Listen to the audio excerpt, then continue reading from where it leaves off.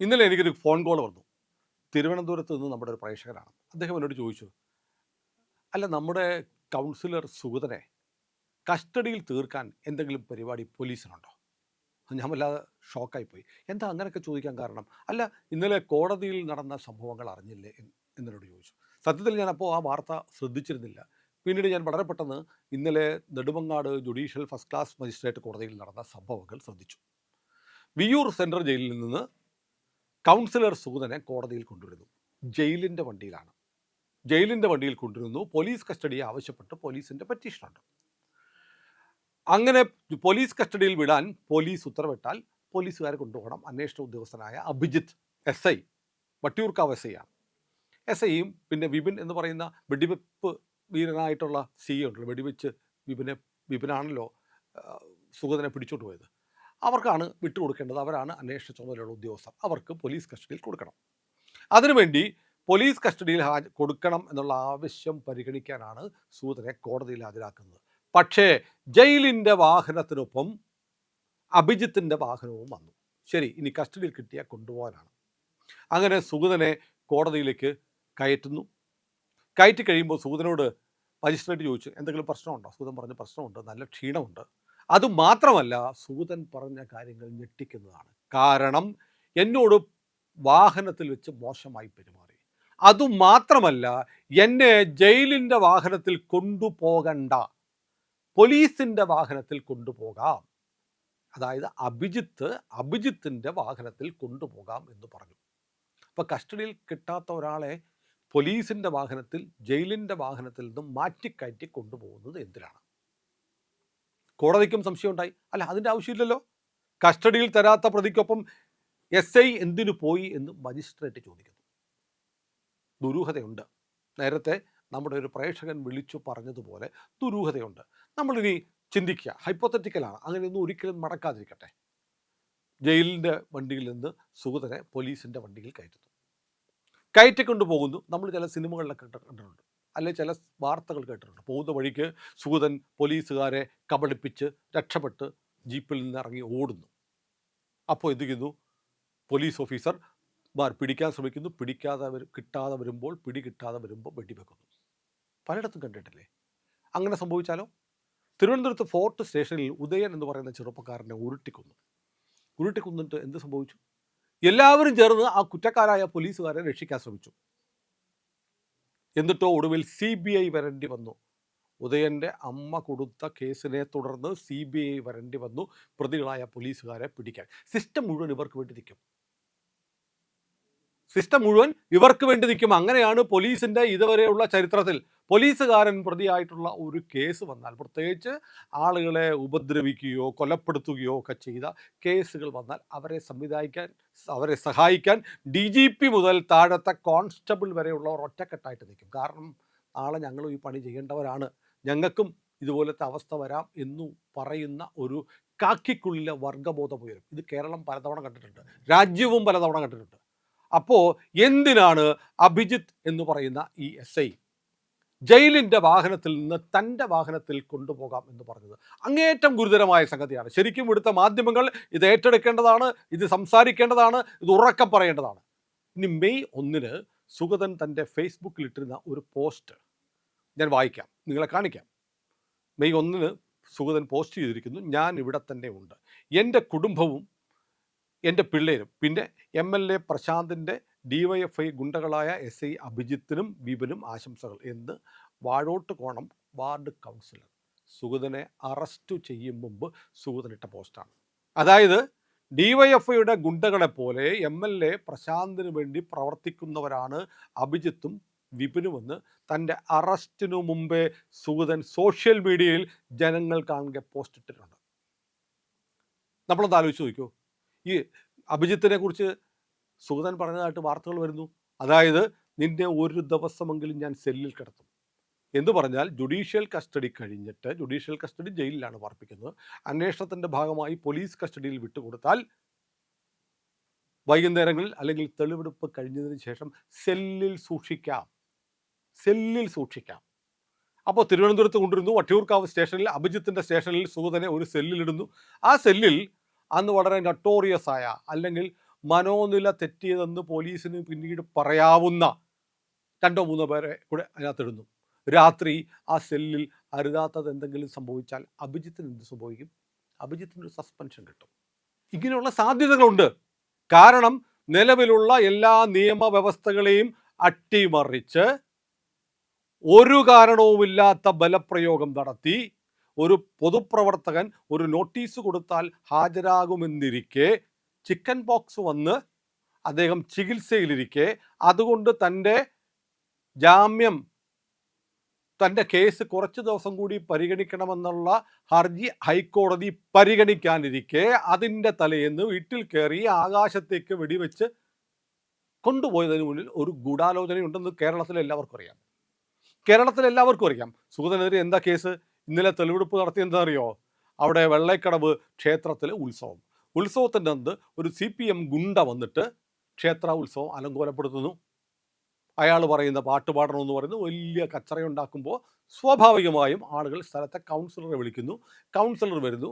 കൗൺസിലറുമായിട്ട് ഒന്നും രണ്ടും പറഞ്ഞ് വാക്ക് തർക്കം ഉണ്ടാവുന്നു. ഒരു അടികലശലാവുന്നു.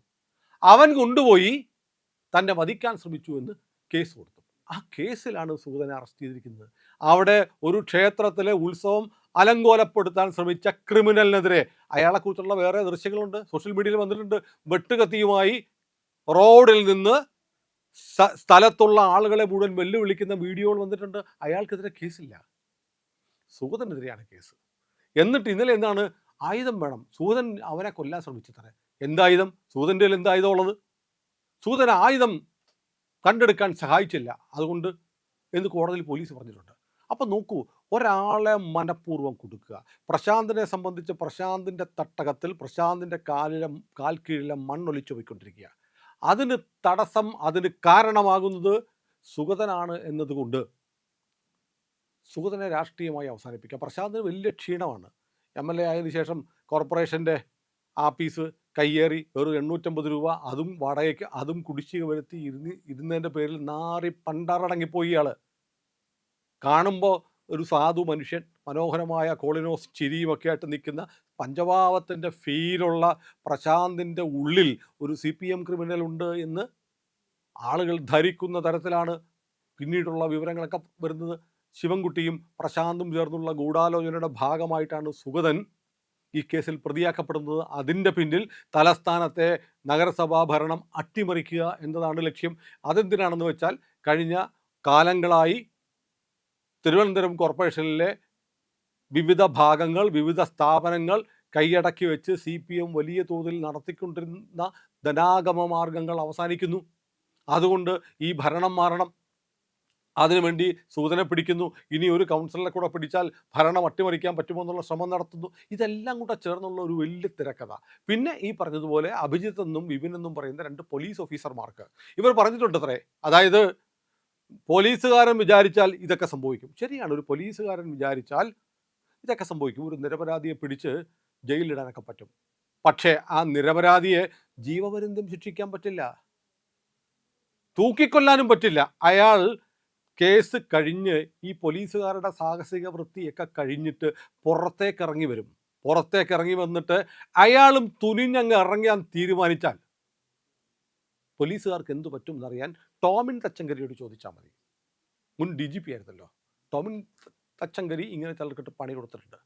പണി കൊടുത്തവർക്കിട്ടെതിരെ തിരിച്ചു പണിത് ഇരയാക്കപ്പെട്ടവർ. അവസാനം ടോമിൻ തച്ചങ്കരിക്ക് എന്തു പറ്റി എന്ന് ആലോചിച്ചാൽ മതി. പിന്നെ ടോമിൻ തച്ചങ്കരി ആയതുകൊണ്ട് പണം കൊടുത്തും സ്വാധീനിച്ചും അനുനയം പറഞ്ഞുമൊക്കെ ആ കേസ് ഒതുക്കി തീർത്തു എന്ന് പറയുന്നവരുണ്ട്. എനിക്ക് എൻ്റെ നിജസ്ഥിതി അറിയില്ല. പക്ഷെ പല പോലീസ് ഓഫീസർമാർക്കും തിരിഞ്ഞു നിന്ന ഇരകൾ വലിയ പ്രശ്നം ഉണ്ടാക്കി കൊടുത്തിട്ടുണ്ട്. പെൻഷൻ വാങ്ങത്തില്ല, ചിലപ്പോൾ വയസ്സാം കാലത്ത് ജയിലിൽ കിടക്കേണ്ടി വരാം. ഇതൊക്കെ സംഭവിക്കും.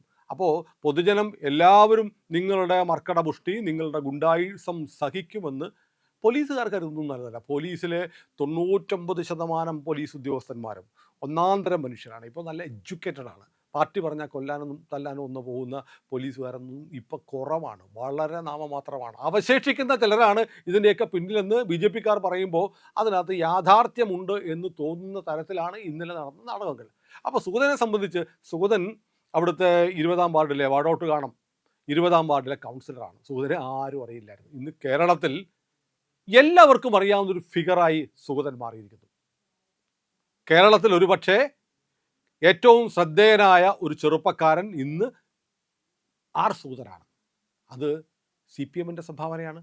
ഞാൻ പറയുന്നത് സുഗതന് ഈ അഭിജിത്തിനോടും വിപിനോടും ഒന്നും ഒരു പകയും വൈരാഗ്യവും ഉണ്ടാവരുത്. കാരണം ഒരു കൗൺസിലർ, കേവലം തിരുവനന്തപുരം കോർപ്പറേഷനിലെ ഒരു വാർഡ് കൗൺസിലറായിരുന്ന സുഗതനെ കേരളം മുഴുവൻ ശ്രദ്ധിക്കുന്ന ഒരു രാഷ്ട്രീയ ഫിഗറാക്കി മാറ്റിയതിൽ ഇവരുടെ സംഭാവന വളരെ വലുതാണ്. ഒരു പക്ഷേ അടുത്ത തവണ വട്ടിയൂർക്കാവിൻ്റെ MLA ആയിട്ട് സുഗതൻ വന്നാൽ പോലും അത്ഭുതപ്പെടാനില്ല. അന്നേരം ഈ സർവീസിൽ അഭിജിത്തും വിപിനും ഉണ്ടെങ്കിൽ ചിലപ്പോൾ ഒരു MLA വരുമ്പോൾ പ്രോട്ടോകോൾ അനുസരിച്ച് MLAക്ക് ഏതാണ്ട് ചീഫ് സെക്രട്ടറിക്ക് തുല്യമായ റാങ്കോ മറ്റോ ആണെന്നാണ് എൻ്റെ ഓർമ്മ. തെറ്റുണ്ടെങ്കിൽ ക്ഷമിക്കണം. അങ്ങനെ ഒരു MLA വരുമ്പോൾ ചിലപ്പോൾ വിപിനും അഭിജിത്തും നീട്ടിപ്പിടിച്ചൊരു സല്യൂട്ട് കൊടുക്കേണ്ടി വന്നേക്കാം. ഏതായാലും എല്ലാ കാലത്തും സുഗതനെ ജയിലിലടയ്ക്കാനൊന്നും പറ്റില്ല. എനിക്കിപ്പോൾ ഒരു വലിയ നിരാശയുള്ളത് BJPയെ സംബന്ധിച്ചിടത്തോളം കേരളത്തിലെ ഏത് പാർട്ടിക്കുള്ളതിനേക്കാളും സമർത്ഥരായ മിടുക്കരായ അഭിഭാഷകരുടെ ഒരു നിര കേരളത്തിൽ ഉടനീളമുണ്ട്. ഇനി അതല്ല എങ്കിൽ അങ്ങ് ഡൽഹിയിൽ നിന്ന് ഇറക്കാൻ പറ്റും. എന്തുകൊണ്ടാണ് സുഗതൻ ഇത്രയും ദിവസം കിടക്കേണ്ടി വരുന്നത്? അത് ചാലഞ്ച് ചെയ്ത് വേണ്ടി വന്നാൽ സുപ്രീം കോടതി വരെ പോയി സുഗതനെ പുഷ്പം പോലെ ഇറക്കിക്കൊണ്ട് വരേണ്ട സമയം കഴിഞ്ഞിരിക്കുന്നു എന്നൊരു തോന്നൽ എനിക്കുണ്ട്. കേരള BJPയുടെ അധ്യക്ഷനായ രാജീവ് ചന്ദ്രശേഖരൻ്റെ ശ്രദ്ധയിൽ ഇത് വരണം എന്നാണ് എൻ്റെ ഒരു താല്പര്യം. അത് കേരളത്തിലെ BJP പ്രവർത്തകർ മുഴുവൻ ആഗ്രഹിക്കുന്ന കാര്യമാണ്. അപ്പോൾ സുഗതനെ തീർക്കുക എന്നുള്ളത് 2 പോലീസ് ഓഫീസർമാരുടെ വാശിയാണോ, അതിൻ്റെ പിന്നിൽ രാഷ്ട്രീയ പദ്ധതി ഉണ്ടോ എന്ന് എനിക്കറിയില്ല. ഇനി ഇന്നലെ സുഗതനെ ഇങ്ങനെ ഫിനിഷ് ചെയ്യണമെന്ന്, അല്ലെങ്കിൽ സുഗതനെ രാഷ്ട്രീയമായി നേരിടണം, രാഷ്ട്രീയ പകവീട്ടലിന് പ്രശാന്ത് ഉപയോഗിക്കുന്നു എന്നൊക്കെ പറയുന്ന ആക്ഷേപത്തിൽ കഴമ്പുണ്ടോ എന്നും അറിയില്ല. കാരണം ഇത് അന്തരീക്ഷത്തിൽ സാമൂഹ്യ മാധ്യമങ്ങളിലൂടെയും BJP നേതാക്കന്മാരുടെ സ്റ്റേറ്റ്മെൻറ്റുകളിലൂടെയും വരുന്ന വസ്തുതയാണ്. പോലീസുകാർക്ക്, ശരിയാണ്, പോലീസുകാർക്ക് അവരുടെ ഭാഗം പറയാൻ ന്യായമൊന്നുമില്ല, വേദിയില്ല. പോലീസ് അഭിജിത്തിനും വിപിനും വന്നിട്ട് പത്രസമ്മേളനം നടത്തി അങ്ങനെയൊന്നുമല്ല എന്ന് പറയാനൊന്നും പറ്റില്ല. പക്ഷേ ഇവരുടെ പ്രവർത്തികൾ അതിര് കടന്നു പോയി എന്ന് തർക്കമില്ലാത്തത് കാര്യമാണ്. കാരണം ഒരു മുനിസിപ്പൽ കൗൺസിലറാണ്, കോർപ്പറേഷൻ കൗൺസിലറാണ്, പൊതുജന രംഗത്ത് പ്രവർത്തിക്കുന്ന ആളാണ്. അദ്ദേഹത്തിനോട് നിങ്ങൾ ഹാജരാവണം എന്ന് പറഞ്ഞാൽ ഹാജരാകുമല്ലോ. കാരണം BJP ആണ് ഭരിക്കുന്നത് എന്നതുകൊണ്ട് ജുഡീഷ്യറി മുഴുവൻ BJPക്കാരുടെ കീഴിലാണ് എന്ന് ഒരു BJPക്കാരനും കരുതുന്നില്ല. ഹൈക്കോടതി മുൻകൂർ ജാമ്യം നിഷേധിച്ചെങ്കിൽ കീഴടങ്ങാൻ വരും. കാരണം താൻ അതിന് തയ്യാറാണ്, വീട്ടിലോട്ട് വന്നോളൂ, വീട്ടിൽ തന്നെ ഉണ്ടെന്ന് മെയ് 1 സുഗതൻ പരസ്യമായി പോസ്റ്റ് ഇട്ടിട്ടുണ്ട് സാമൂഹ്യ മാധ്യമങ്ങളിൽ. അത് മാത്രമല്ല, ഞാൻ സുഗതൻ്റെ ഫേസ്ബുക്കിലൂടെ കടന്നുപോയി. കോർപ്പറേഷൻ ഭരണകാലത്ത് തിരുവനന്തപുരത്ത് നടന്നിട്ടുള്ള വിവിധ അഴിമതികൾ, CPM നടത്തിയിട്ട കൊള്ളകളൊക്കെ പൊളിച്ചെടുക്കുന്ന എത്ര വീഡിയോ ആണ് ആർ സുഗതൻ എന്ന പ്രൊഫൈലിൽ, എത്ര ഹാൻഡിലുള്ളത്. ഇത് CPM-നെ വല്ലാതെ വിറളി പിടിപ്പിച്ചിട്ടുണ്ട്. ഏതായാലും ഭരണം മാറിയിട്ടും സതീശൻ വന്നിട്ടും ആഭ്യന്തരമന്ത്രി കസേരയിൽ രമേശ് ചെന്നിത്തല എന്ന പോലീസ് മന്ത്രി, അത് കൂട്ടത്തിൽ പറയാതെ തരയില്ല കേട്ടോ. എനിക്ക് പോലീസിലെ ഒരുപാട് ഓഫീസർമാരുമായിട്ട് നല്ല ബന്ധമുണ്ട്. അങ്ങ് ടോപ്പ് മുകളിലുള്ള ഓഫീസർമാർ തൊട്ട് നല്ല ബന്ധമുണ്ട്. പലരും എന്നോട് പറഞ്ഞിട്ടുള്ളത് നല്ല എച്ചമായിരുന്നു, പോലീസുകാർ അങ്ങനെ പറഞ്ഞത്, ആഭ്യന്തരമന്ത്രിക്ക് HM എന്ന് പറഞ്ഞു, നല്ല എച്ചമായിരുന്നു രമേശ് ചെന്നിത്തലയുടെ കാലത്ത് നല്ല പോലീസിംഗ് ആയിരുന്നു എന്ന് പറയുന്നു. പക്ഷേ ഇപ്പോഴും ചെന്നിത്തല വന്നിട്ടും പോലീസിലെ ഇത്തരം അനാശാസ്യമായ പ്രവണതകൾ നടക്കുന്നുവെങ്കിൽ അത് ഗൗരവമുള്ളതാണ്. ജയിലിൽ കഴിയുന്ന പ്രതിയെ ജയിൽ വാഹനത്തിലാണ് കൊണ്ടുപോകേണ്ടത്. അത് പോലീസിൻ്റെ വണ്ടിയിലേക്ക് മാറ്റി കൊണ്ടുപോകണം എന്ന് പറയുന്നതിൽ ദുഷ്ടബുദ്ധിയുണ്ട്, ദുരുദ്ദേശമുണ്ട്. സുഗതൻ ഇന്നലെ കോടതിയിൽ പറഞ്ഞു. സുഗതൻ വെറുതെ പറഞ്ഞതല്ല, കോടതി മുമ്പാകെ പറഞ്ഞ കാര്യം നമ്മളെ ഞെട്ടിക്കുന്നതാണ്. അതിൽ ആശങ്ക വേണം.